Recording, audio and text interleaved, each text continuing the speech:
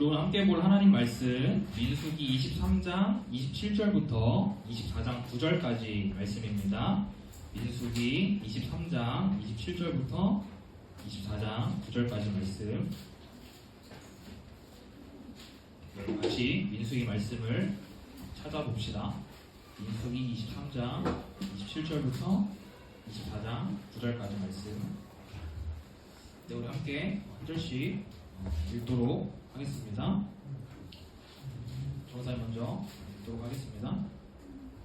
발락이 발람에게 또 이르되 오라 내가 너를 다른 곳으로 인도하리니 내가 거기서 나를 위하여 그들을 저주하기를 하나님이 혹시 기뻐하시리라 하고 발락이 발람을 인도하여 광야가 내려다 보이는 볼산 꼭대기에 이르니 발람이 발락에게 이르되 나를 위하여 여기 7 제단을 쌓고 거기 수송아지 7마리와 순양 7마리를 준비하소서.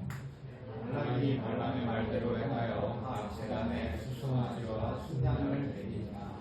발람이 자기가 이스라엘을 축복하는 것을 여호와께서 선히 여기심을 보고 전과 같이 점수를 쓰지 아니하고 그의 낯을 광야로 향하여 눈을 들어 이스라엘이 그 지파대로 천방신 것을 보는데 그때 하나님의 영이 그 위에 임하시니라.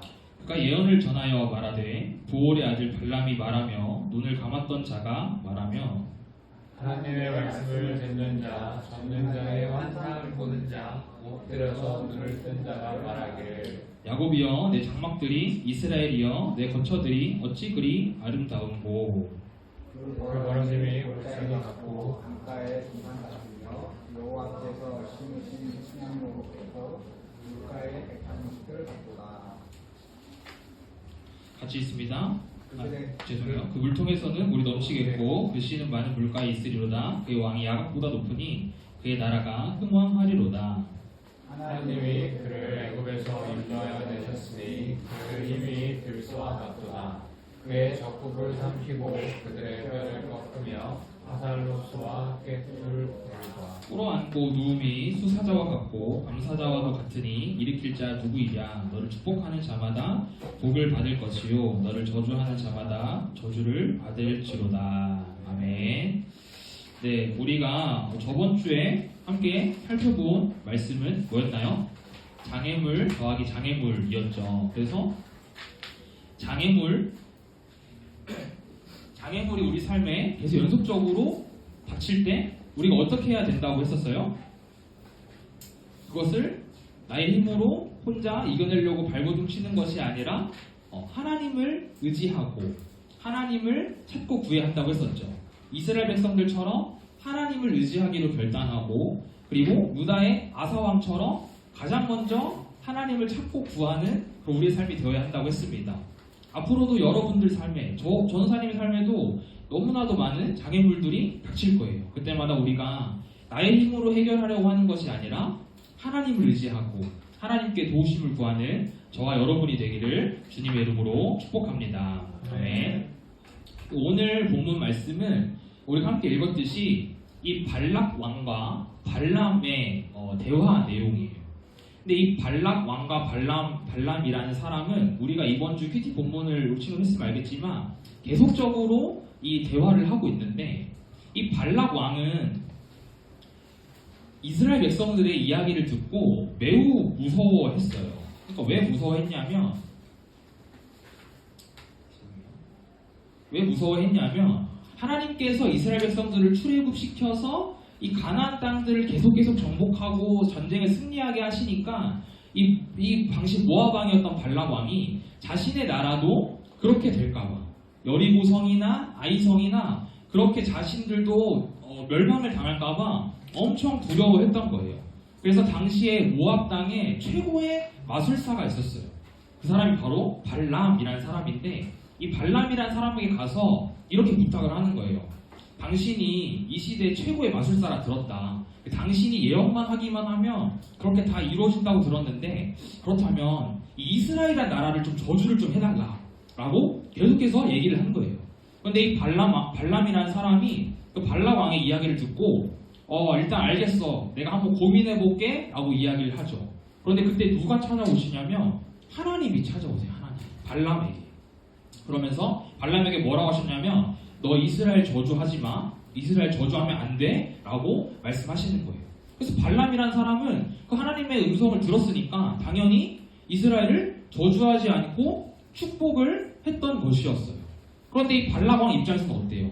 발락은 왕이었어요. 한 나라의 왕이 개인에게까지 찾아가서, 심지어 그냥 간 것도 아니에요. 자신의 신하들을 다 데리고 심지어 많은 선물들 그리고 그런 것들 다 가지고 찾아갔는데 자기가 원하는 대로 되지 않고 오히려 이 발람이라는 사람이 이스라엘을 축복하고 있으니까 이 발람 왕 입장에서는 굉장히 답답한 상황이었죠. 그게 이번 주에 2번이나 반복이 되었어요. 그리고 오늘 본문이 바로 그 3번째 대화의 내용이에요. 그래서 이 발람 왕이 오늘도 또 발람에게 이스라엘을 저주하라고 얘기를 하는 거죠. 근데 이번 어떻게 하냐면 그러면 내가 장소를 한번 옮겨보겠다. 장소를 옮기면 그 하나님이라는 신이 좀 마음이 바뀌지 않겠어? 라고 이야기를 하는 거예요. 왜 그렇게 생각을 했냐면 당시 고대근동 사회에서 이 신을 생각하는 가치관 중에 하나는 신이 변덕스럽다라는 생각이 있었어요.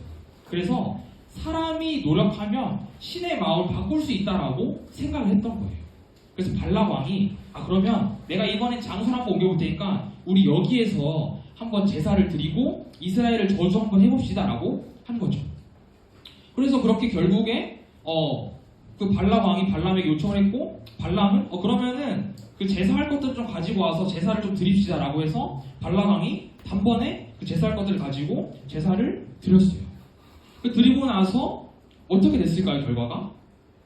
어떻게 됐을 것 같나요? 우리 친구들 우리 같이 한번 본문 읽었는데 결과는 또 똑같이 발람은 이스라엘을 축복했다라는 것이에요. 이 발락 왕의 입장에서 발람 정도의 마술사라면 충분히 이 하나님의 마음 바꿀 수 있을 것 같은데 이 충분히 신의 마음을 바꿀 수 있을 것 같은데 라고 생각을 했다라는 것이죠. 한 나라의 왕이 개인의 마술사를 찾아간 것부터가 이미 그 발람의 위상을 알 수 있는 장면이었어요. 그런데 그 발람이 발락 왕의 요청을 듣고 또 하나님께서 원하시는 대로 말을 하죠. 그래서 이 발람은 이스라엘 백성도 아니었고 모압 땅에 살고 있는 이방인이었는데 이 발람에게 하나님의 영이 임하게 되는데 우리 24장 2절 하반절 말씀 같이 한번 읽어보도록 하겠습니다. 시작. 그때 하나님의 영이 그 위에 임하신지라. 이방인이 하나님을 경험하니까 하나님의 마음을 알게 되었고 심지어는 자신이 사용하던 점수까지도 사용하지 않는 모습을 우리가 볼 수 있어요. 24장 1절 말씀을 보면 이 발람이 발락 왕의 요청을 듣고 제사를 드린 다음에 더 이상 전과 같이 점수를 사용하지 않았다라고 기록하고 있어요. 그러니까 이 하나님께서 이스라엘 백성들을 축복하는 것을 기뻐하셨던 거예요. 발람이 그걸 깨달았다고요. 내가 이스라엘 백성들 축복하는 걸 하나님이라는 분이 기뻐하시는구나. 이걸 발람이 깨달았던 거예요. 그래서 이전까지 자신이 점수를 사용해서 점을 치고 예언을 했다면 이제는 하나님의 영이 임한 상태에서 하나님이 하라는 말로만 예언을 했다라는 것이죠. 그러니까 이 하나님의 영이 임했다는 것은 곧 선지자적 소명, 선지자적 사명을 이야기하는 것인데 당시 선지자는 아무나 될 수 있는 게 아니었죠. 모세와 아론과 같은 그런 권위자들, 리더들 혹은 하나님이 세우신 장로들에게만 특별히 임했던 하나님의 영이었는데 그 하나님의 영이 지금 누구에게 임했다고요? 이방인이었던, 심지어 마술사였던 발람에게 임했다는 거예요. 무엇을 뜻합니까? 더 이상 하나님의 영이 임한 발람은 더 이상 자신의 생각대로 말할 수 없었다는 거예요. 물론 앞전에도 그 자신이 원하는 대로 말한 것은 아니었어요. 하나님이 말한 대로 말했는데 앞전에서는 조금 강압적으로 이야기했던 것이죠. 하나님이라는 분이 어떤 분인지 모르고 그냥 어떠한 신적 존재가 그렇게 하라고 하니까 강압적으로 이야기했다면 이제는 발람이 스스로 하나님이 무엇을 기뻐하시는지 깨닫고 그 선지자적 사명을 감당했다는 것입니다. 그래서 이 발람은 발락 왕이 원하는 대로 이스라엘을 저주하는 것이 아니라 오히려 큰 축복을 받을 것을 이야기해요. 그래서 우리가 아까 같이 읽었듯이 3절부터 9절까지가 전부 발람이 이스라엘을 축복하는 내용이라는 것이죠. 그렇게 발람이 이스라엘 향한 축복의 말을 다 끝마치자 이 발락 왕이 어떤 반응을 보였을까요? 오늘 우리가 읽진 않았지만 10절 말씀 보면 발락이 발람에게 노하여 손뼉을 치며 말하되 내가 그대를 부른 것은 내 원수를 저주하라는 것이오늘 그대가 이같이 3번 그들을 축복하였도다. 이 발락 왕이 엄청 화를 내는 거예요. 심지어는 이 손뼉을 치면서까지 화를 내고 있어요. 왜 자꾸 이스라엘 백성들을 저주하지 않고 축복하냐는 것이죠. 그러면서 또 한마디를 덧붙이는데 우리 11절 말씀을 같이 한번 읽어봅시다. 시작. 그러므로 그대는 이제 그대의 곳으로 달아나라. 내가 그들을 높여 심히 존귀하게 하기로 뜻하였더니 여호와께서 그들을 막아 존귀하지 못하게 하셨도다. 이 발락 왕은 발람 보고 이제 자기 눈앞에서 사라지라고 이야기를 해요. 심지어는 어떻게까지 얘기해요? 내가 너에게 아주 높은 자리에 앉혀주고 진짜 존귀하게 여겨주려고 했는데 그 네가 얘기하는 하나님이라는 분이 그걸 다 막은 거야. 또 하나님 때문에 높은 자리에 못 앉아라고 이야기를 하고 있는 거예요. 발락 왕의 태도를 보면 어처구니가 없죠. 발락 왕은 어떤 상태였어요? 하나님을 두려워하고 있었어요. 이스라엘 백성들을 두려워하고 있었어요.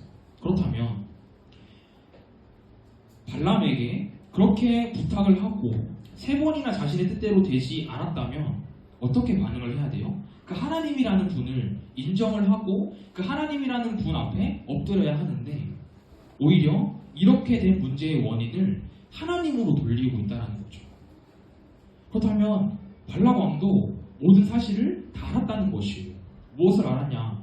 하나님이라는 분이 두려움의 대상이라는 것을, 하나님이 함께하신 이스라엘 백성들에게 강한 힘이 있다는 것을 이 발락 왕도 알고 있었다는 것이에요.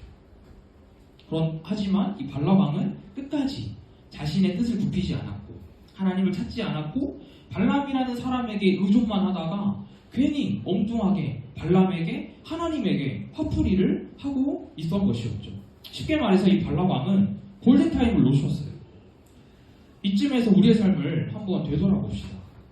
여러분들에게도 발락 왕의 모습과 같은 부분이 있지는 않나요?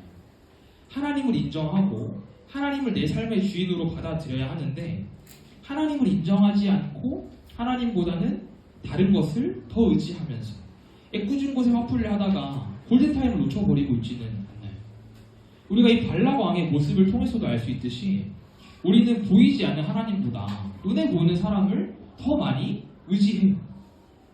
내가 고민을 털어놓는 친구에게 내가 직접적으로 그 고민에 해답을 받을 수 있을 것 같아서, 부모님께 조언을 구하면 나보다 더 경험 많은 그 연륜으로, 나보다 더 많은 경험으로 올바른 해답을 제시해 줄 수 있을 것 같아서, 내가 신뢰하고 좋아하는 선생님께 고민을 이야기하면 나의 고민을 지지해주고 응원해주어서 위로가 되는 것 같아서, 그래서 우리는 하나님보다 사람을 더 의지하고 사람을 먼저 찾을 때가 많다는 것이에요.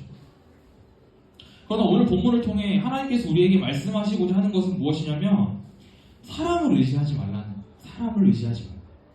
아무리 하나님께서 보이지 않고 직접적으로 내게 해답을 주시지 않는 것 같아도 눈에 보이는 사람보다 나를 창조하시고 나를 가장 잘 아신 하나님을 의지하라는 것이에요. 그러니까 이 사람을 의지하지 않고 하나님을 의지하는 것이 바로 오늘 설교 제목인 내 뜻과 내 생각 내려놓기입니다. 이 내 뜻과 내 생각을 내려놓는 것은 생각보다 복잡하지 않아요. 하나님 말씀에 순종하며 보이지 않는 하나님을 굳게 신뢰하는 것이에요. 물론 나의 친한 친구나 부모님, 선생님께 나의 고민을 이야기하고 조언을 구할 수 있죠. 전도사님은 이것이 100% 잘못됐다, 이것이 죄악이다 라고 말하는 것이 아니에요. 사람을 의지하는 것에는 반드시 한계가 있다. 아무리 연륜이 있다고 해서, 아무리 가장 나를 잘 아는 친구라고 해서 100% 완벽하게 나의 고민을 해결해 줄 수 없다라는 것을 이야기하고 싶은 거예요. 사람에게 고민을 털어놓아도 우리 친구들도 아마 한 번쯤은 경험해 봤을 거예요.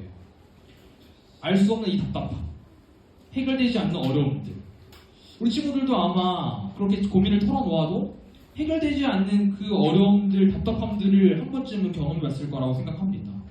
그렇다면 현재 우리 친구들이 내려놓지 못하고 있는 여러분의 뜻과 생각은 무엇이 있나요? 하나님을 의지하기보다는 사람을 더 의지하고 있는 문제들은 무엇이 있나요? 오늘은 전도사님이 전도사님의 이야기를 조금 해보려고 합니다. 전도사님 이야기를 오랜만에 좀 해보는 것 같은데, 전도사님도 전도사님의 뜻과 생각을 내려놓지 못했던 적이 있었어요. 분명하게 있었어요. 전도사님이 이전에 한번 이야기를 이렇게 했었던 것 같은데, 전도사님이 고3 때 이제 대학을 가기 위해서 이제 수시 원서를 이렇게 작성을 하죠. 합격 발표를 이제 기다리고 있었는데, 전도사님이 가고 싶은 학교가 있어가지고 이제 그 학교에 가고 싶다고 계속 이렇게 기도를 했었죠. 전도사님이 가고 싶던 학교는 신학대학교였어요.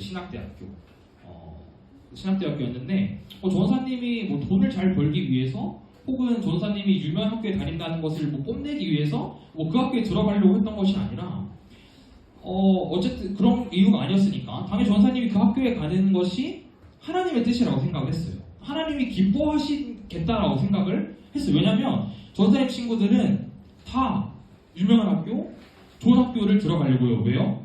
그 학교를 졸업해야 좋은 회사에 들어가서 돈을 많이 벌고, 혹은 내가 뭐 좋은 직업을 가져서 돈을 많이 벌 수 있으니까, 유명한 사람이 될 수 있으니까, 웬만한 친구들이 다 그런 기준을 가지고 학교를 선택하는데, 전도사님은 그런 기준이 아니라 정말 하나님을 위해서, 하나님의 이 복음을 전하기 위해서, 하나님을 더 알고 싶어서 그 신학대학교를 지원했으니까 하나님이 당연히 기뻐하시겠다, 하나님의 뜻이 당연히 있겠다라고 생각을 했던 거죠. 근데 이제 그렇다고 뭐 아무것도 안 하고 이렇게 손 놓고 있으면 좀 그러니까 새벽 기도에도 가서 좀 기도하고, 뭐 금요 기도 가서 이렇게 기도하고 좀 그렇게 했었어요. 그리고 이제 합격자 발표 날이 되었어요. 결과가 어떻게 됐을까요? 어떻게 알았어요? 떨어졌어요.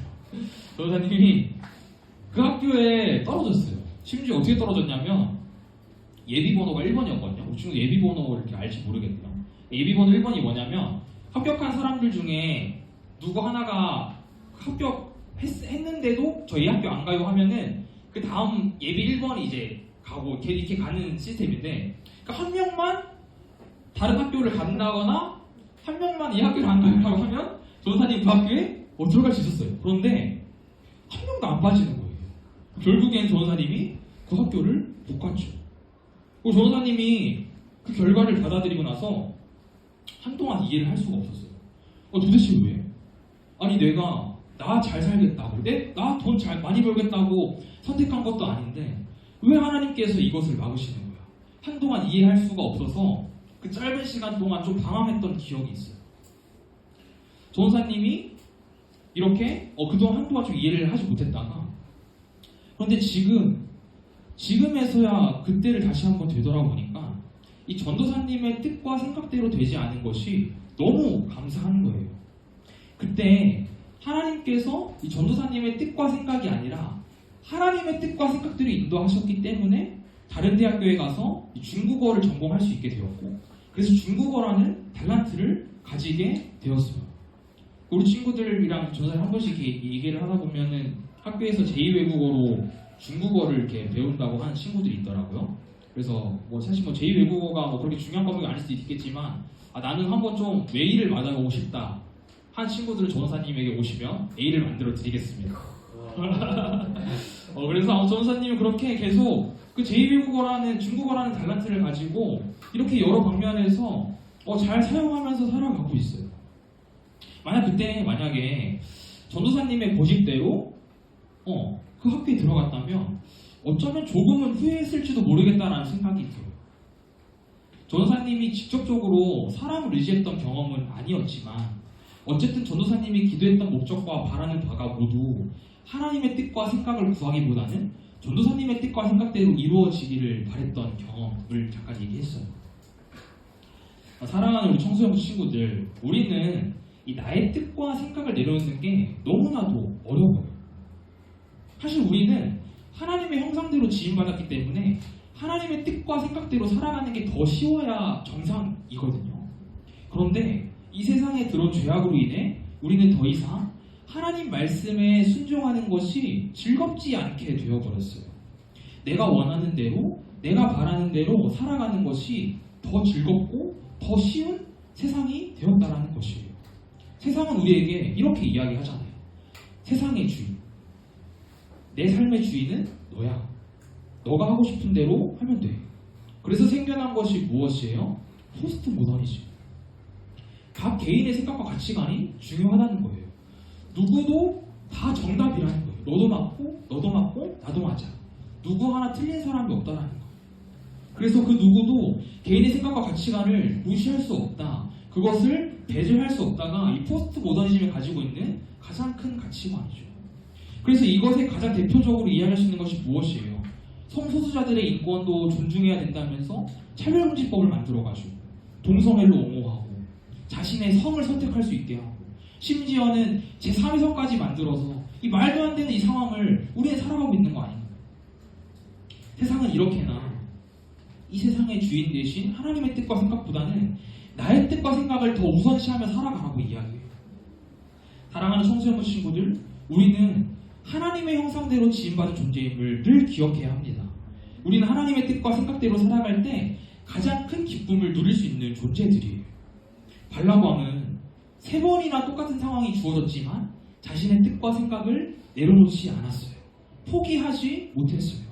그 결과 자신의 나라와 자신의 왕위를 지키고자 했던 그 모든 노력은 수포로 돌아갔어요. 우리도 동일합니다.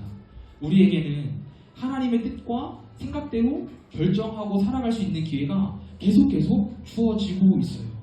그러나 그때마다 그것을 무시하고 내 뜻과 내 생각대로 살아간다면 우리는 후회할 뿐 아니라 그 모든 책임을 내가 져야 해요.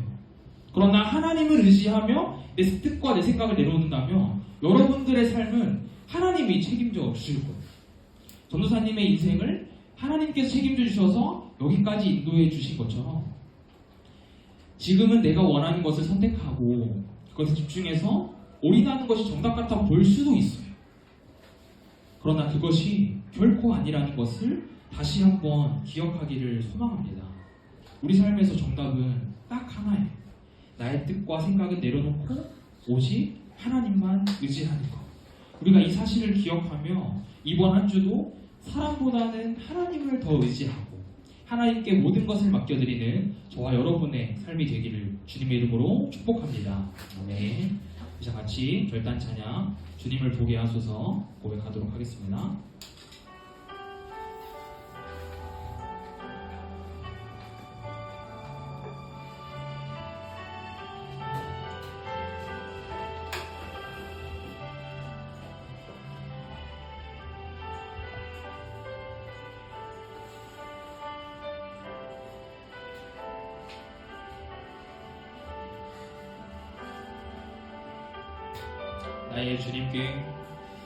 나의 주님께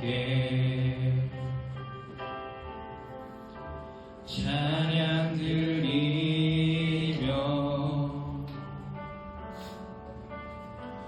그 크신 사랑 주 임재 감사해. 어둠 속에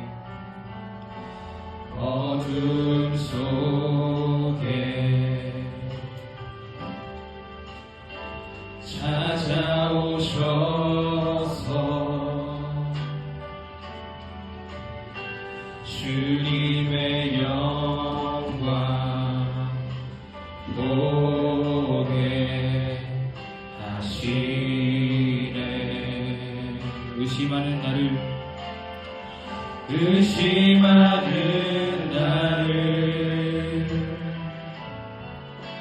손 내밀어 잡아주시네. 두려움만 내려놓고 주 바라봅니다.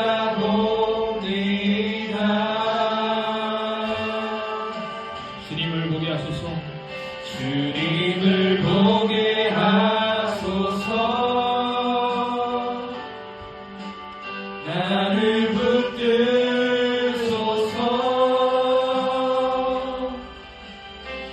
내 뜻과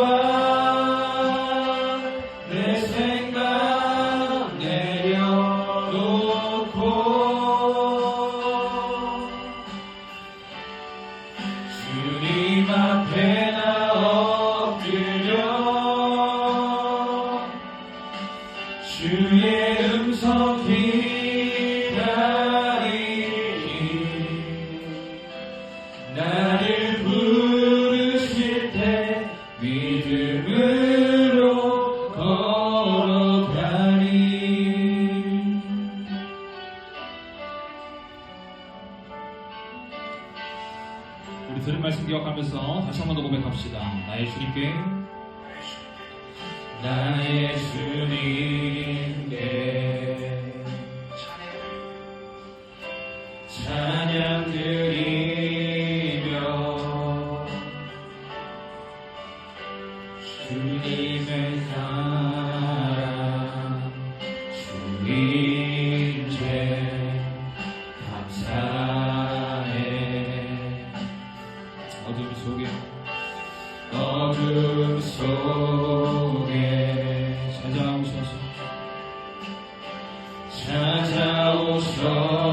찾아오셔서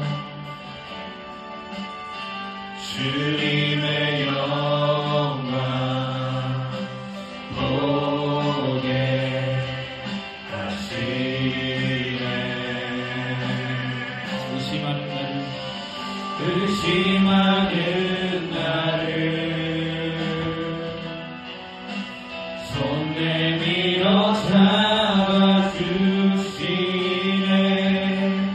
두려움만 내려놓고 주 바라봅니다.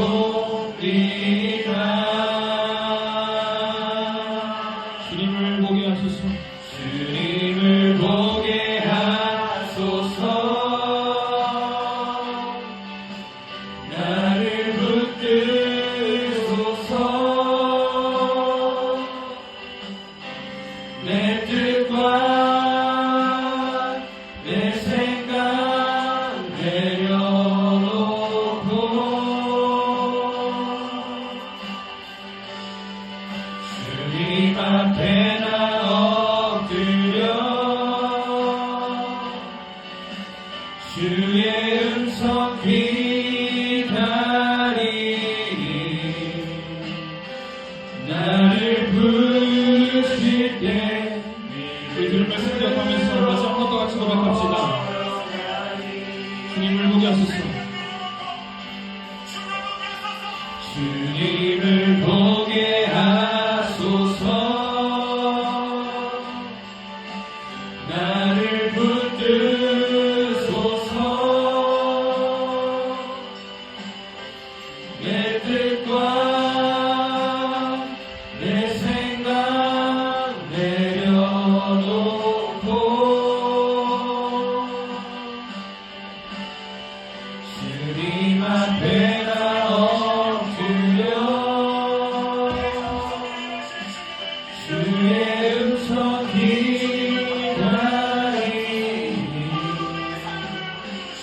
나를 부르실 때 믿음으로 걸어가니. 우리 들은 말씀 기억하면서 같이 한번 기도하길 원합니다.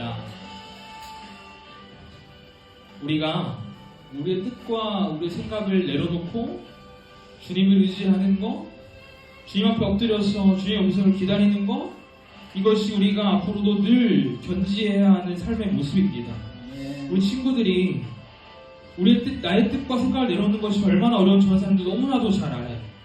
전사님도 지금도 그게 너무나도 어렵기 때문에 그게 얼마나 어려운지 너무나도 잘 알아요. 그런데 우리가 나의 뜻과 나의 생각을 내려놓고 하나님을 의지하는 것만이 하나님의 형상대로 지음받은 존재답게 살아가는 것이며 하나님을 유일한 왕이요 위대하신 주님으로 인정하는 것임을 우리 친구들이 알고 고백했으면 좋겠어요. 그래서 이 시간 하나님, 제가 한 주간 나의 뜻과 나의 생각을 고집하며 그렇게 이루어달라고 떼쓰는 것보다는 하나님하고 나의 고집을 부리기보다는 하나님을 더 의지하고 하나님을 더 찾고 하나님의 뜻과 생각대로 인도될 수 있도록 기도하는 나의 삶이 되기를 원합니다. 그래서 하나님을 더 따라가고 하나님께 지음받은 형상대로 살아갈 수 있는 나 한 주간의 삶이 될 수 있게 해달라고 그 시간 들은 말씀을 기억하면서 다시 한번 기도하도록 하겠습니다. 하나님 아버지 감사합니다. 하나님 아버지 우리가 오늘도 우리의 말씀을 통하여서 하나님 아버지 나의 뜻과 나의 생각을 내려놓아야 함을 배웠습니다. 발람 왕은 하나님 똑같은 기회가 3번이나 주어졌음에도 자신의 뜻과 생각을 내려놓지 못했고 하나님 아버지 그렇게 자신을 고집하던 모든 일의 결과가 수평으로 돌아갔습니다. 하나님 아버지 우리 아이들이 하나님을 의지하고 하나님의 뜻과 생각대로 하나님 그 믿음의 길을 가기 소망합니다. 하나님 아버지 아버지, 우리가 하나님을 더 찾기를 소망하고 삶을 보여주기를 소망합니다. 하나님 아버지, 주님 앞에서 주님 앞에 엎드려서 주님 음성을 기다리며 그 믿음으로 걸어갈 수 있도록 도와주시옵소서. 하나님의 뜻과 생각을 아버지 구하며 하나님의 인도하신 대로 그 믿음으로 걸어갈 수 있도록 도와주시옵소서. 하나님께 지금 말하는 상대로 나에게 믿음으로 살아갈 수 있도록 도와주시옵소서. 하나님을 의지하며 하나님 주님의 뜻을 하나님 손을 내밀 수 있도록 도와주시옵소서. 하나님 주님을 우리 창조주요 주님을 위대하신 주님으로 고백하며 인정하네요. 하나님 주님의 믿음을 소망합니다. 하나님 아버지, 이건 너무 어렵지만 하나님 이것이 그대로 너무 어렵지만 하나님 우리의 마음까지 서로와 주시고 하나님 서로만의 기도해 주시옵소서. 우리 제가 생각을 열어놓고 주님의 주님의 생각을 하나님 아버지 찾고 구하며 나아갈 수 있도록 하나님을 하여 주시옵소서. 그 사람을 살릴 수 있도록 주님의 은혜를 부탁합니다. 한 주간도 나의 뜻과 생각이 아니라 하나님의 뜻과 생각대로 이루어지기를 소망하며 그것을 구하며 그 믿음의 길을 걸어가는 우리 친구들 삶이 될 수 있도록 축복하여 주시옵소서. 모든 말씀 살아계신 예수님의 이름으로 기도합니다. 아멘.